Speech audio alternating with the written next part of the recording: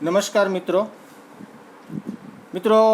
આપણે LRM let's read મોર એમાં એ pros જે આપવામાં આવેલું છે એ આપણે અત્યારે સમજીએ તો સૌથી પહેલું આપણને આપેલું છે ધ ગંગા. મિત્રો, ગંગા નદી એ ધરતી ઉપર કેવી રીતે આવી, ક્યારે આવી, એ વસ્તુ એ આપણને આ યુનિટની અંદર એ આપવામાં આવેલી છે. એક હિસ્ટોરિકલ સ્ટોરી, પૌરાણિક કથા અહીં એ આપણને આપવામાં આવેલી છે. આપણે એને સમજીએ. Reverse are the life line of the mankind. નદી એ માણસ જાત માટે એ જીવન દોરી છે, લાઈફ લાઇન છે. પાણી વગર માણસનું જીવન એ શક્ય નથી. તો નદીઓ જે છે એ આપણી માટે જીવાદોરી છે. There are many great reverse in our country India. ભારતમાં ઘણી બધી મહાન મોટી નદીઓ જે છે એ આવેલી છે. The Ganga is the most important and the greatest river among them. અને એમાંની એક ગંગા જે છે એ ભારતની એક ખૂબ જ મહત્ત્વની અગત્યની નદી છે અને સૌથી મોટી પણ. ભારતની અંદર જે નદીઓ આવેલી છે એમાં સૌથી મોટી અને ખૂબ મહત્ત્વની નદી એ ગંગા છે. The Ganga is 2480 kilometres long. Ganga નદી જે છે એ 2480 કિલોમીટર એ લાંબી છે. એટલે એમ કહી શકીએ લગભગ 2500 કિલોમીટર, 2500 કિલોમીટર જેટલી આ નદી જે છે એ લાંબી છે. 2480 એટલે 2500 કિલોમીટર એ નદી લાંબી છે. The source of the Ganga is in the Himalayan mountains. અને આ ગંગા નદીનો સ્ત્રોત, એનું ઉત્પત્તિ સ્થાન જે છે એ હિમાલયની જે પર્વત શૃંખલાઓ છે એ ત્યાંથી ગંગા નદી જે છે એ નીકળે છે. It comes down through the hills and flows in the Bay of Bengal. અને ત્યાંથી એ પસાર થઈ અને બંગાળની જે ખાડી છે, હિમાલયની જે પર્વતો છે ત્યાંથી એ વહેતી વહેતી બંગાળની જે ખાડી છે એ બંગાળની ખાડીમાં એ નદી જે છે એ વહી જાય છે. The Ganga is a Holi river. Ganga એક પવિત્ર નદી છે. There are many stories of how the river Ganga came down to the earth. ઘણી બધી વાર્તાઓ છે કે ગંગા નદી એ પૃથ્વી ઉપર એ કેવી રીતે આવી. Would you like to know one of them? એમાંથી એક વાત એ તમારે જાણવી છે? શું તમે એમાંથી એક વાત જે છે એ જાણવા ઈચ્છો છો? તો મિત્રો, આપણે અહીંયા હવે ગંગા નદી એ કેવી રીતે પૃથ્વી ઉપર એ આવી, ગંગા નદીનું પૃથ્વી ઉપર અવતરણ કેવી રીતે થયું એ વસ્તુની વાર્તા એ અહીંયા આપણને કીધી છે. Long ago there was a king. બહુ વર્ષો પહેલાંની વાત છે. એક રાજા હતા. His name was Sagara. Sagar અથવા તો સાગર તરીકે અહીંયા સગર રાજા જે છે એ એમનું નામ હતું. જે રાજા છે એમનું નામ સગર એવું હતું. હી હેડ અ બ્યુટીફુલ હોર્સ. એમની પાસે એક સુંદર મજાનો એ હોર્સ, ઘોડો હતો. He wanted to give his horse as a present to the gods. અને એવું ઈચ્છતા હતા કે આ સુંદર મજાનો જે ઘોડો છે એ ભગવાનને, દેવતાઓને એ પોતે પ્રેઝન્ટ, ગિફ્ટ તરીકે, ભેટ તરીકે આપવા માંગતા હતા. વન ડે અ થીફ ટુક અવે ધ હોર્સ. એક દિવસ એવું બને છે કે એક ચોર જે છે એ આ સુંદર મજાનો ઘોડો કે જે સગર રાજા દેવતાઓને આપવા ઈચ્છતા હતા એ ચોરી લઈ જાય છે. The king was very unhappy. રાજા એનાથી ખૂબ જ નાખુશ થાય છે.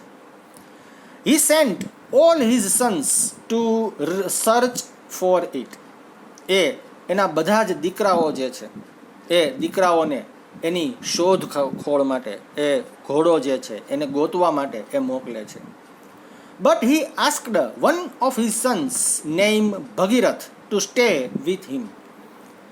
એક દીકરો, જે એમના દીકરાઓ હતા એમાંથી એક દીકરો કે જેનું નામ ભગીરથ છે, એને એવું કહે છે કે તું મારી પાસે રહે.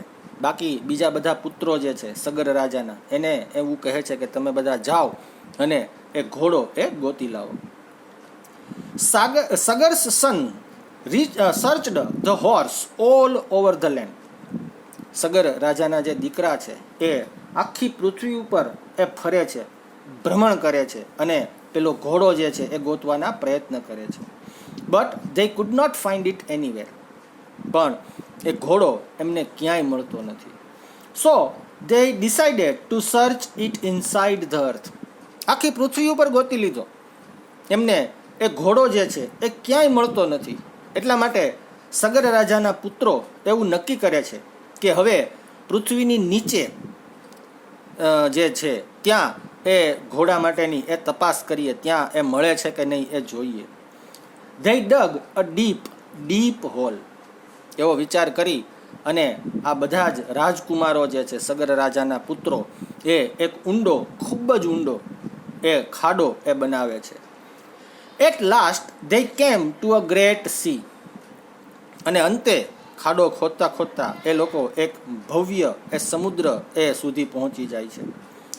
There they saw a very old man. ત્યાં જુએ છે એક ખૂબ જ વૃદ્ધ વ્યક્તિને એ લોકો જુએ છે. Sagar's sons disturbed that old man. Sagar રાજાના પુત્રો જે છે એ પેલા વ્યક્તિને એની તપ કરતા હોય છે, જે તપશ્ચર્યા સમાધિમાં બેઠા હોય છે એમાંથી એને ડિસ્ટર્બ કરે છે, એને ખલેલ પહોંચાડે છે. સો he became very angry. અને એટલા માટે એ વૃદ્ધ વ્યક્તિ જે છે એ ખૂબ જ ગુસ્સે થાય છે. He became so angry that he burnt Sagar's all sons to ashes. એટલા બધા ગુસ્સે થઈ જાય છે કે એ એમને બધા જ જે પુત્રો છે એ બધા જ પુત્રોને, બધા જ રાજકુમારોને એવો શ્રાપ આપે છે કે બધા જ જે રાજકુમારો છે એ એશિશ એટલે કે રાખ બની જાય છે, ભસ્મ થઈ જાય છે. Now only the water of the Ganga could give them a new life. હવે આ બધા જ જે પુત્રો છે, રાજકુમારો છે, એમને નવું જીવન કઈ રીતે મળે? તો કે ગંગા નદીનું જે પાણી એની ઉપરથી એ પસાર થાય તો એ રાખ જે છે એમાંથી એ બધા જ પુત્રો જે છે એ ફરી પાછા સજીવન થાય, ફરી પાછા જીવિત થાય. But at that time the Ganga was not on the earth. પણ એ સમયે જ્યારે આ પ્રસંગ બને છે, સગર રાજાના પુત્રોને પેલો વૃદ્ધ વ્યક્તિ જે છે એ શ્રાપ આપી દે છે અને બધા જ એ ભસ્મ થઈ જાય છે, તે સમયે ગંગા એ પૃથ્વી ઉપર ન હતી. She was in the heaven. તો એ સમયે તો ગંગા નદી જે છે એ સ્વર્ગમાં હતી. ભગીરથ વોઝ અલોન એટ હોમ. હવે જ્યારે બધા જ પુત્રો જે છે, બધા જ રાજકુમારો એ ઘોડાને ગોતવા નીકળ્યા ત્યારે સગર રાજાએ ભગીરથને ના પાડી હતી કે તું મારી પાસે રહે. હવે ભગીરથ ઘરે એક જ એવો રાજકુમાર છે કે જે એ બૈચા છે. He prayed to the river Ganga to come down on the earth and bring his brothers to life again. એ ગંગા નદીને પ્રાર્થના કરે છે કે હે ગંગા નદી, હે ગંગામાં, તમે સ્વર્ગમાંથી પૃથ્વી ઉપર આવો અને મારા બધા જ ભાઈઓ છે એમને તમે ફરી પાછા જીવિત કરો, તમે ફરી પાછું એમને જીવન આપો. The Ganga was happy to B on અર્થ. ગંગા નદી જે છે એ રાજી થઈ જાય છે, હા પાડે છે કે હા હું સ્વર્ગમાંથી એ પૃથ્વી ઉપર આવીશ. But she was afraid that her fall from heaven to earth would break the earth.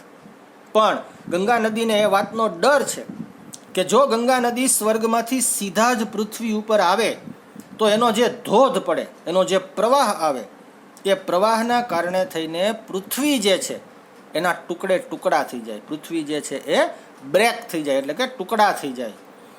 Bhagirath requested Lord Shiva to held the Ganga. અને એટલા માટે ભગીરથ જે છે એ ભગવાન શંકરનું ધ્યાન ધરે છે અને ભગવાન શંકરને એ વિનંતી કરે છે કે તમે તમારી જટાની અંદર એ ગંગા નદી જે છે એને વસાવો.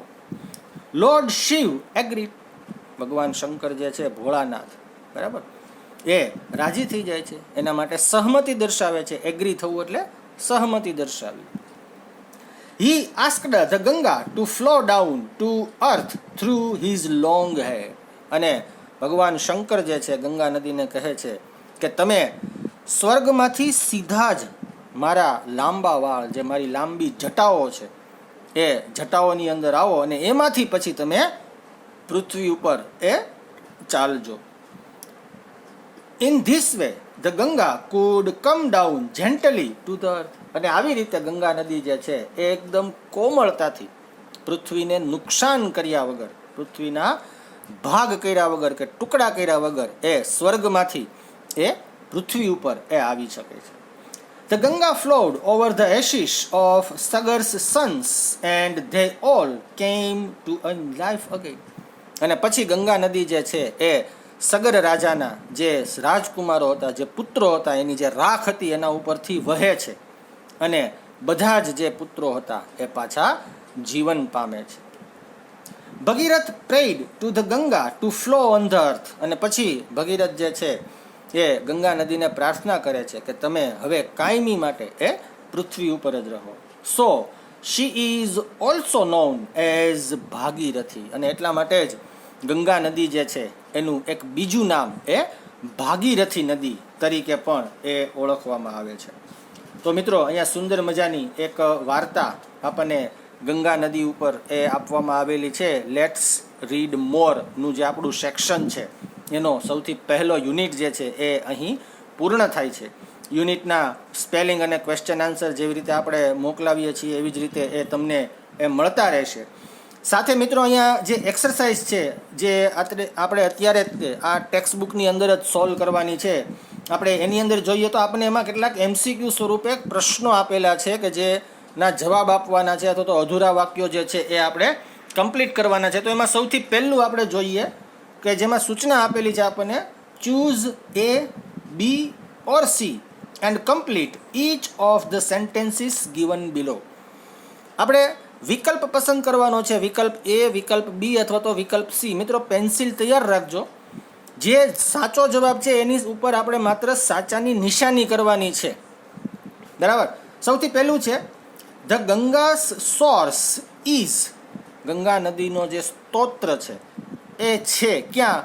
તો A, ધ બે of Bengal, B, high up in the Himalayan mountain અને C, ધ હિલ્સ. બરાબર. તો એનો જવાબ જે છે એ ઓપ્શન B આવશે, high up in the Himalayan mountain. તો આપણે B ઓપ્શન જે છે એ એમાં ટીક કરશું. ત્યાર પછી આગળના પેજ ઉપર આપણે આગળ વધીએ તો ક્વેશ્ચન નંબર 2 છે, the angry old man burnt, પછી બ્લેન્ક આપેલી છે. Option A, all the king's sons except Bhagirath, B, all the king's son અને C, ભગીરથ. તો એમાં ભગીરથને એકને એ બાદ કરી અને બીજા બધા જ રાજકુમારો કે જે હોર્સ ગોતવા માટે, ઘોડાને ગોતવા માટે ગયા હતા, એ બધાને એણે રાખ બનાવી દીધા હતા, ભસ્મ કરી દીધા હતા. તો આપણે અહીંયા ઓપ્શન A ટીક કરશું. ત્યાર પછી king Sagar sent blank to look for his horse. બરાબર. રાજાએ, સગર રાજા જે છે એણે બ્લેન્ક ખાલી જગ્યાને પોતાનો ઘોડો જે છે એ ગોતવા માટે થઈને, શોધવા માટે થઈ અને મોકલ્યા. તો એમાં option A, Bhagirath, option B, all his sons except Bhagirath અને option C, all his sons. બરાબર. તો એમાં જવાબ આવશે all his sons except Bhagirath. Bhagirath સિવાય એના બીજા બધા જ જે દીકરા છે એમને મોકલ્યા હતા. તો આપણે અહીંયા ઓપ્શન B ટીક કરશું. ચોથું છે, at the end of the story the Ganga was a river, પછી ખાલી જગ્યા છે. તો એમાં A, only in the heaven, માત્ર સ્વર્ગમાં જ, B, only on the earth, માત્ર પૃથ્વી ઉપર, C, on the earth as well as in the heaven, સ્વર્ગ ઉપર, સ્વર્ગમાં પણ અને પૃથ્વી ઉપર પણ. તો હવે અહીંયા જ્યારે વાર્તા પૂર્ણ થાય છે ત્યારે ગંગા નદી જે છે માત્ર પૃથ્વી ઉપર જ એ રહ્યા છે. તો આપણે જવાબ આપશું option B, only on the earth. અને પાંચમું છે, give another name of the river Ganga. Ganga નદીનું એક બીજું નામ. બરાબર. તો આપણે option A, Revati, option B, the Saraswati અને ઓપ્શન C, ધ ભાગીરથી. તો ભગીરથ રાજાએ જે તપ કર્યું હતું, બરાબર, સગર રાજાના પુત્ર કે જેમના નામ ઉપરથી ગંગા નદી જે છે એ ભાગીરથી તરીકે પણ ઓળખવામાં આવે છે. તો એ અહીંયા આપણે જવાબ તરીકે એ ટીક કરશું, ઓપ્શન સી ભાગીરથી. ત્યાર પછી પ્રશ્ન 2 નંબરનો જે આપણને આપેલો છે, collect other such stories about the river Ganga and share with your class.